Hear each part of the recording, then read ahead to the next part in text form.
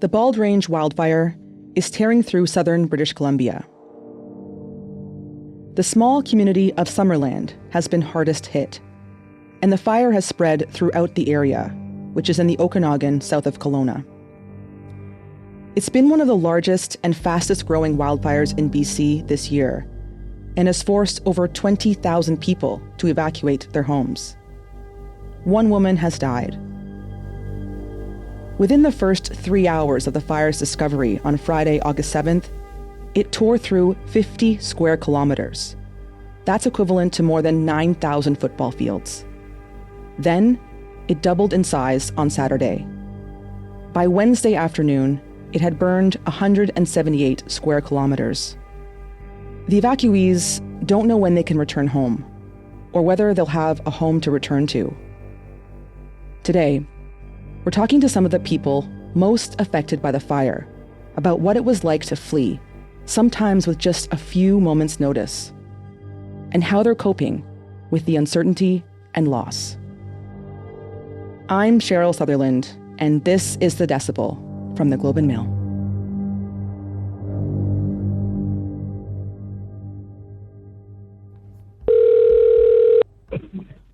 Hello. Hi, Brandon. Yes, speaking. Hi, it's Cheryl. Thanks so much for doing this. My name is Brandon Bishop. My wife is Laura Bishop. And our daughter, Aria. And our daughter, Aria Bishop. And we are all located in Falder, which is just outside of Summerland. I got home from work about 4:30ish, and then I got a text message from my friend saying that there was a fire on the back road. He was just on his way back from working further out there, and I made the decision that I would drive up top and check it out. And when I got up there, I talked to the wildfire service and asked him which direction it was kind of heading, and he let me know, and I called the wife and told her that it's time to start packing and that we'd be leaving the house pretty quick. How would you describe what the fire looked like when you were deciding that it's time to pack up and go?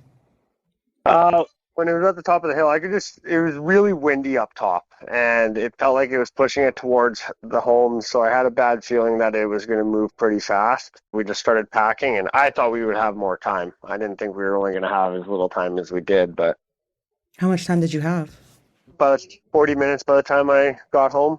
Oh my God, 40 minutes to pack up as much as you can. Yeah, it was my wife's childhood home, so she'd been there for 23 years, so it's tough to pick and choose what you pick at that stage.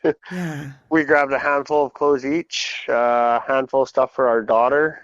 Diapers, and we also have 5 reptiles, 2 dogs, and a cat, so we had to get them out and all of their stuff to survive. Then we got our important paperwork and a few keepsakes each, and that was about it. About halfway through packing up the truck, I could start to see flames at the very top of the hill behind us, shooting up through the candling trees. So I just started yelling, like, we don't have very much time, we have to get going here. And I think it was 10 minutes later, the flames were coming down the hill. I was thinking, oh my God, we're actually going to lose the house. I knew right then, watching them come down the mountain, that we weren't going to save the house. We had a sprinkler up on the roof and hoses going, but it was coming too fast and too hot. And this is your childhood home? Yeah, we moved out there when I was 8 years old. I moved out briefly as an adult, and then when I moved back in, they renovated the basement into a space. And when me and Brandon got together, he moved in with us, and we had a baby girl. Yeah, tell me about your baby. Her name's Aria. She's 8 weeks old. How is she doing? She was a joy through it all. Well, the sheer panic of us running around, yelling, trying to figure out what we're grabbing, keeping the dog safe and the cat safe, and she just slept. She slept the whole time. It was unbelievable. I guess that's one of the things about newborns. They do sleep through a lot. Yeah. We're grateful for that. Yeah. It wasn't until we got her in the car seat and brought her outside, and I think the smoke hit her, and then she just screamed and screamed until she fell asleep. Oh. I understand that you went back to the house to grab something. Can you tell me about that? I did. I got down the street probably like 6 houses away, and I realized I hadn't brought my frozen breast milk that I had for my daughter. So I stopped and I went back to the house to grab it. And of course, when you have a newborn, that's a very important thing to have. Yes, yeah, especially because stress can affect your production. So I was concerned with all the stress of this that my production might dip and I would need that milk. So you went back to the house. So I went back to the house Yeah, she got the Yui in front of me. I'm like, what are you doing? and I got it out. It was even just in the 5 minutes it took for me to leave and come back. Like the fire was right across the driveway from my house now at the back of the house. And it was even worse, like the breathing, the smoke. It was just so black and soot and embers falling. So you left. Do you know what happened to your home? It's gone. All the homes are gone. Oh my God. We've heard rumors that 6 survived. I've seen photos of 4. So where are you now? We're currently in West Kelowna staying with my childhood best friend's parents. How's that been going? It's been amazing. They're awesome. They love our animals. All our animals are here running around and they're great with the baby and it's been a real blessing. We're doing as well as we can be. We're sad, but there's been an amazing outpouring of support from all the people that love us and we really feel that.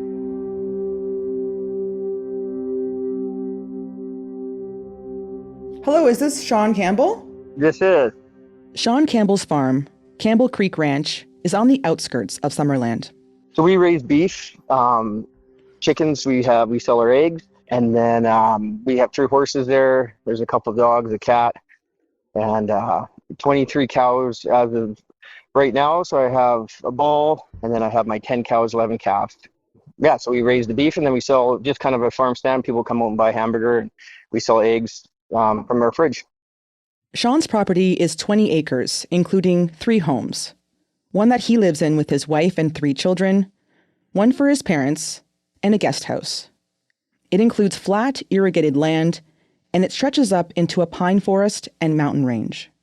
So it burnt all the way to my fence line. It jumped my 10 acres of irrigated over Garden Valley Road and then burnt the whole hillside on the other side. So it came down over top of the mountain right to our house, jumped our property, and then burned the mountain 10 acres on the other side. And that was with ambers and stuff. Like it was raining ash and, the little sparking tree ambers and whatever else was coming. So those are the ones that we were putting out mostly because they were just landing everywhere and they're starting fires. Sean's wife, his mom, and his kids went to Penticton, around 18 kilometers south of Summerland. Sean and his dad, Marty, stayed to fight the fire themselves and try to save the farm. For me, it's my only income. And so as far as providing, that would be pretty important. We've been there 9 years and I don't know, kids grew up there. I got 3 of them and that's all they really know. And that's our own little piece of paradise that we felt we had to stay and protect and make sure all the animals are okay. And we got lucky. We were able to fight the fire right at the doorstep of our house. Staying behind meant going against mandatory evacuation orders. And so when the cops came, they came and they said it's a mandatory evacuation. I said, I don't want to get arrested. I'm not looking for trouble, but what's the rules here? Because we would like to stay. He's like, we can't force you. We're suggesting everybody leaves. I'm like, my mom and sister are taking my kids. There's just going to be the 2 of us sticking around. We're just going to wait to see what happens. Is that going to be okay? And I think when the officer kind of says, okay, I've told you to leave. Now, if anything goes wrong, like, we're not coming back to get you pretty much. It's like, don't call. Oh, we're on fire. Like, help. Like, get back here. Like, pretty much, here's your last chance. If you want to stay and do whatever, then good luck and see you later. And so we decided to stay. And so we set up our irrigation guns on the back side of the property along the forest side and 4 big, massive cannons that were pumping out a lot of water. Water cannons are giant pumps that are used to irrigate farmlands. And then we had the hoses out in the backyard. We turned on all the irrigation and buckets of water, and they get burnt right to our fence, which would be, 20 feet from our house. And that tree line is what we were fighting the most to. And luckily, it didn't candle right there. It was just kind of ground burn. And so we were able to put the fires out on the trunks before they actually hit the pine needles and then flared up. And once that was secure there, then most of it was honestly driving around the property because the ambers were flying everywhere and there'd be spot fires. For an example, like in the middle of the property, a fence post started on fire. And so we actually had to go over there, pour a bucket of water on one fence post in the middle of 10-acre green grass. That one fence post was starting a fire. So I remember that one too, because you look out there like, well, how the heck did that happen? So when you say garden hose, like I have a picture of a garden hose that I have in my backyard. Yeah. Is it the Yep. same thing? Yep.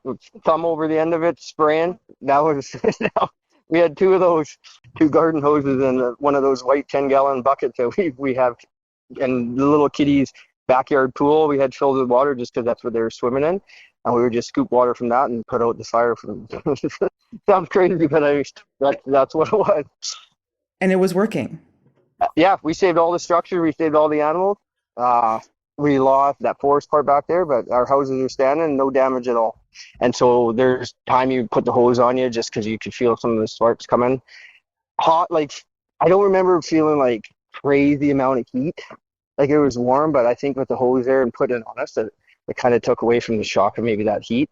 But the sound, that would be something that, like that jet engine coming down that hill, it was, when you hear people talk about the sound of a fire, like that was pretty alarming with the trees going off. And then in the distance, our neighbor's house burnt down and you could hear, like his house was completely damaged. And I don't know if it's propane tanks or when it hits gas pockets or whatever else, like the sounds of explosions and stuff. That's, Oh my gosh. those are the ones that stand out on a night that I don't remember a lot, but definitely remember the sound of the fire and then explosions from neighboring properties. What were you thinking when you saw this fire approaching your property? Yeah, what was going through your mind? Were you scared?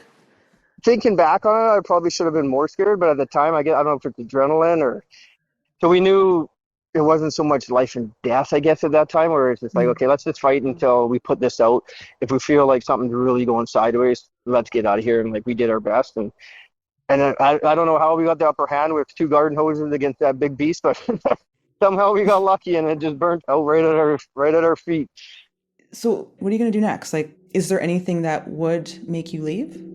Like evacuation wise? Yeah. I don't think so. Like I said, if it's life or death, I'm leaving. If there's a chance where I feel like I can take care of, the property, slim chance of me leaving anywhere for that cause. We'll be right back.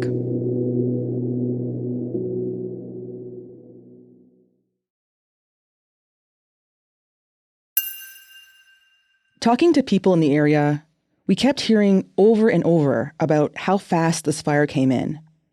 So many people had just a few minutes to grab as much as they could and then get out before the flames engulfed their neighborhoods and their homes. My wife was at home. My son was at home, in his home. He lost his house too. They called me at about 5:15, I think, somewhere around there. I was just coming home from Penticton. They said the fire started. Someone had come and knocked on the door of our house and said, "There's a fire behind you guys." That was about 3.5, 4 kilometers away from us. That's Joe Wagner. His home was in Falder, northwest of Summerland. It was about 15 minutes for me to get home. I got home, pulled up the driveway, and the flames were right at the back of our house. Like it just raced there. Almost beat me home. I lost everything. All I got were our pets, and a water bomber flew over my house right when I pulled up and got out of the van. He dropped retardant on my house and the neighbors. I grabbed as many pets as I could, and then I was looking for the other cat. A second bomber came through, hit us again. I found the cat, and the RCMP had pulled into the neighborhood then and just said, "You guys have to move." I sent my wife off in her car and my son in his. And as I pulled out of the driveway and got down to the bottom of the hill, heading back into Summerland, it had gone through our neighborhood and had already headed down into Fish Lake Road. I have a dog and 3 cats. I got all the pets. Everybody was safe. All the pets. My son and his wife got their pets. They had a little more time. I think they grabbed a few more things, but not that much. It just took everything. Joe's mom passed away just a month earlier, and her ashes were inside the home. I didn't even have a chance to get their ashes out of the house. Like, it's just, that's devastating me from them. And the other thing is that there was no time. There was just no time. We've been there 21 years. I raised 4 kids there. My son was born in that house. It's just everything. There's so much there. We will rebuild. It's going to take years, but I'm a house contractor. I build homes, and my sons work with me, and we're just going to work together and help all our neighbors and friends that are ready and willing to rebuild. I don't even know how that's going to turn out. With only, a couple of homes left standing in that whole community, I don't know if they're ever going to get rebuilt. Joe has lost a lot. But when asked what he thinks the public needs to hear, his thoughts went to first responders.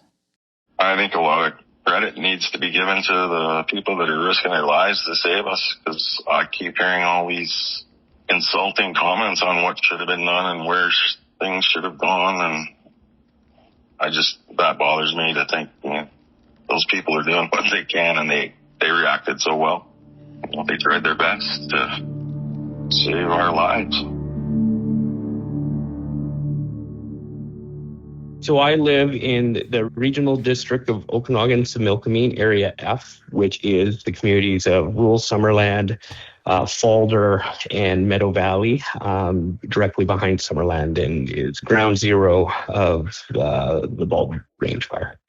That's Joel Patton. I can hear some emotion in your voice there. Like this was really bad. Yeah, it's to be fully honest with you. This is really bad. To be honest, there are hundreds. Well, I'm going to say minimum 50 plus 100 homes complete. My area has been decimated. When the fire first started approaching Joel's house, he was in Penticton, getting ready for a local festival.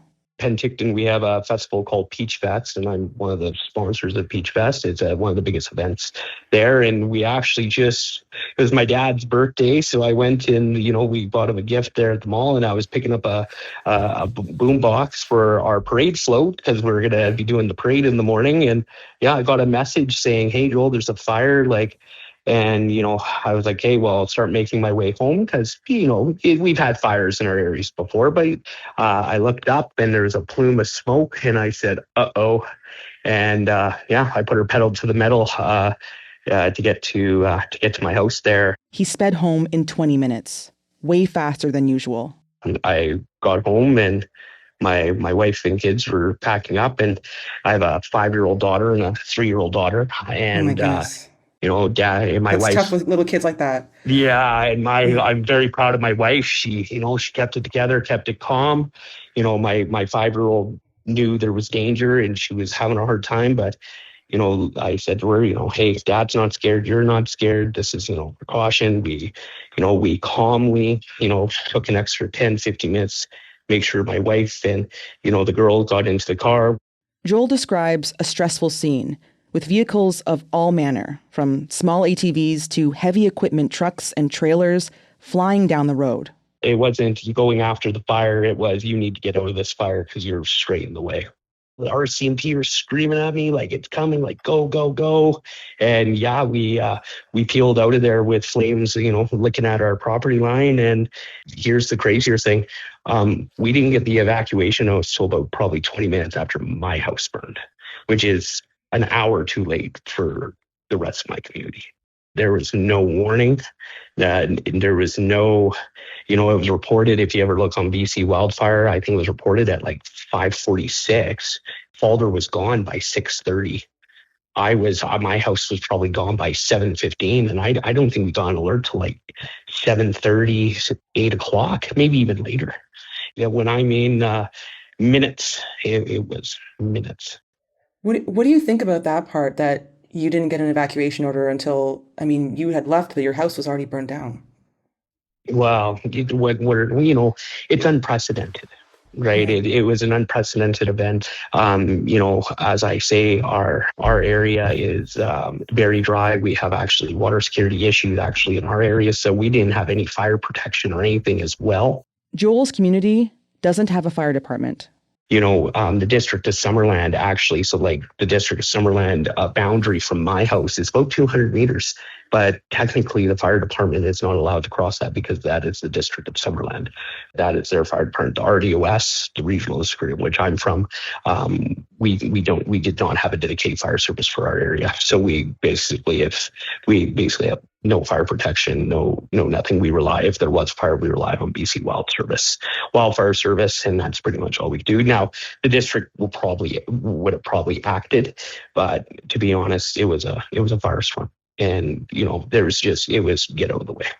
Water is a huge issue that in our area.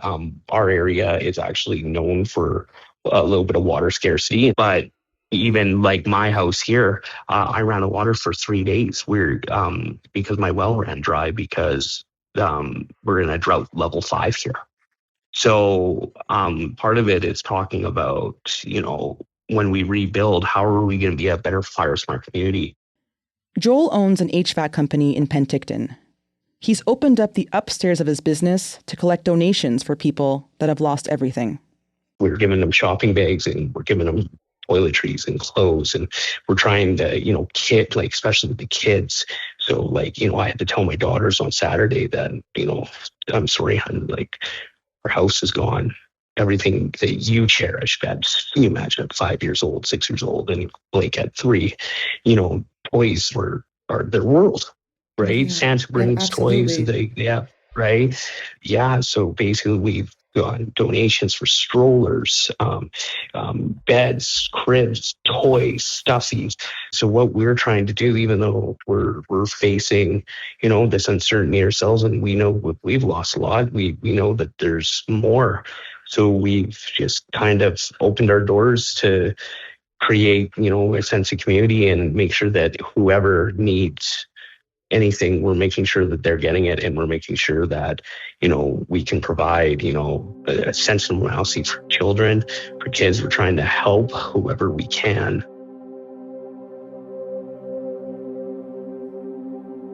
As you can imagine, fleeing a fire is chaotic.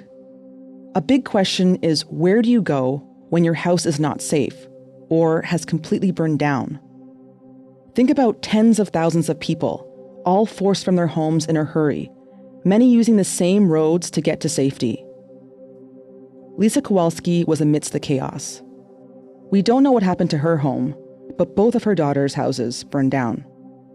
We left about 1:30, I guess it was, in the morning to drive to Penticton because I understand the other way, going towards Kelowna, was the highway was blocked off. So we only had one way to get out towards Penticton. It took us 2.5 hours to get to Penticton, which is normally a 20-minute, 15-minute car ride. That's how many people were on the road trying to get out. We were bumper to bumper, maybe driving 10, 20 kilometers an hour. The emergency center here in Penticton at the conference center, there was food. There was even supplies, personal supplies that you could take. There's even food for the dogs and cats. And I understand SPCA here is giving out stuff for animals. Lisa spoke to our senior producer on Monday, and he called her back on a better line. I could tell you, though, the people here, though, are fantastic. It felt like chaos at first because it was just so many people needed help. But they got through it all. It just took a couple of days. And now it's more organized because a lot of people got help. I find Summerland, the people there everyone's helpful with each other. And I see it even more now. And I met so many people here waiting in line that were so helpful and had sad stories just like us.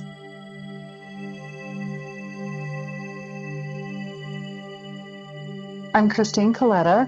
I've been in the BC wine industry for 35 years. My husband and I are the owners of Haywire Winery and Garnet Valley Ranch Winery, both in Summerland. Christine was sitting down to dinner with some friends when they saw smoke coming towards them. We've practiced fire safety with our team all the time, and I hope we never have to put it to play. But we did on Friday, and we were ready. We got all our team out. We have 10 people that live on our property that was right in the eye of the fire. And so they are all safe. And we went into high gear mode and shut the property down as best we could, tried to protect our equipment, and most importantly, get everyone with a few personal belongings off the site. Christine's 320-acre property is vulnerable to fires. It's surrounded by Crown land, and there's no structures on 3 sides of the property to protect it from incoming flames. That's why she had a comprehensive fire prevention plan. So we have fire hydrants along the top part of our property. We installed a big, huge pond, which act as a reservoir pool, but it's also a beautiful place for wildlife and people to enjoy. We have green spaces with large half acre of grass. We keep that mowed and wet. And that's a place where we can converge people or animals or equipment in the need of moving things out of harm's way. I have never seen anything move so quickly, and it really is in tandem with how dry this season has been, from a lack of snowpack to a lack of rain all the way through. And you can just see everything drying up, and it has been a tinderbox waiting to happen. And so it was fast. And the other thing that was fast was the immediate response. We saw helicopters with buckets and planes coming in to hit the fire. Water bombers are circling around, and they were there immediately. But even with all of that, it got out of control. Christine says she doesn't know the extent of the damage. Some of the structures on the property are gone, but all the animals and people are accounted for. On that last point, the people, Christine really stresses how important they are to her. When they evacuated, everyone scattered to different towns. Some of them went to Kelowna, and then others are as far down as Osoyoos. We have 7 temporary foreign workers who are from Mexico, and these guys spend 8 months of the year with us. They're like our family. And we immediately took them to our own house, and everyone was hunkered down there. And then we were evacuated from there. So they went to Coston, which is a town about 2 hours away. And they are on a peach orchard with a swimming pool and a house full of food. All of the rest of the employees are scattered around in various towns. And we are meeting tonight at the house that friends have lent to us so that 16 of us can get together and have a meal. A local chef cooked for the group on Monday night. And just the fact that we get to be together and somebody is graciously preparing a meal for us, that is just like overwhelming. At a news conference on Tuesday, BC officials said that firefighting conditions were expected to improve, and 100 firefighters arrived from Mexico to help.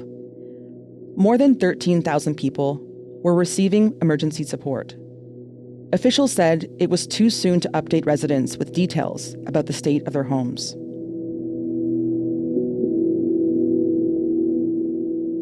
There's a huge amount that we have to look at of how we rebuild, water security, water sourcing, and also, inner working of our districts. That's Joel Patton again, the man who lives in an area with no fire service.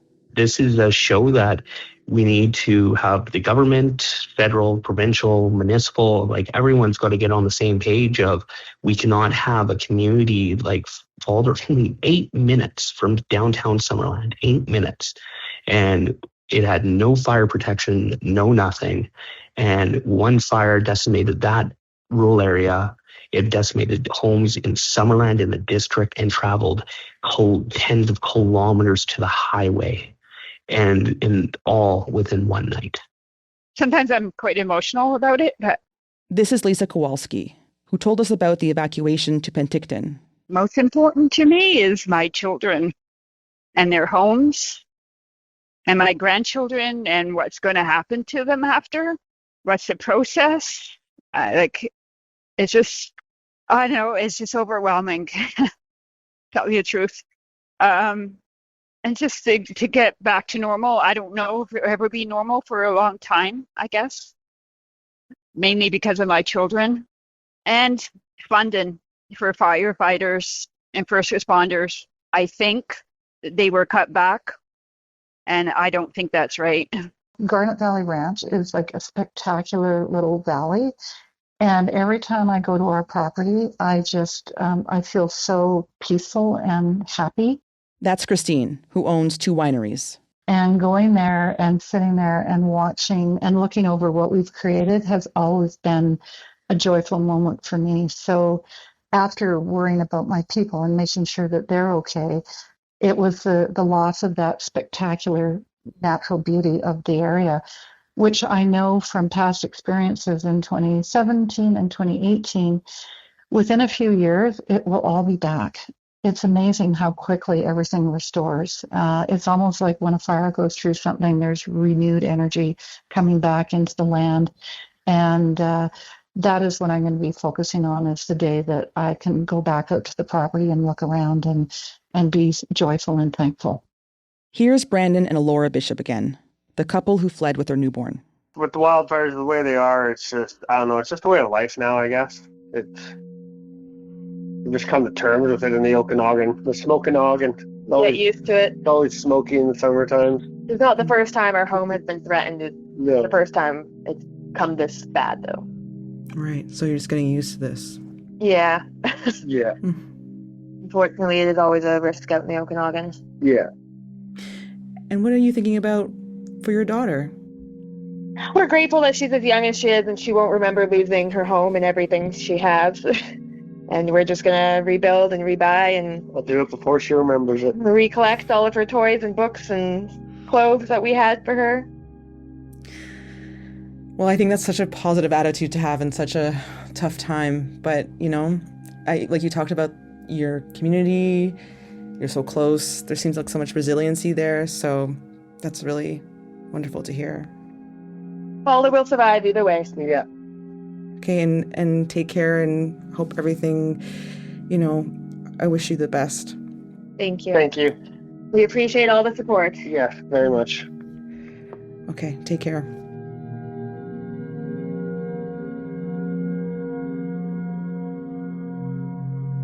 That's all for today.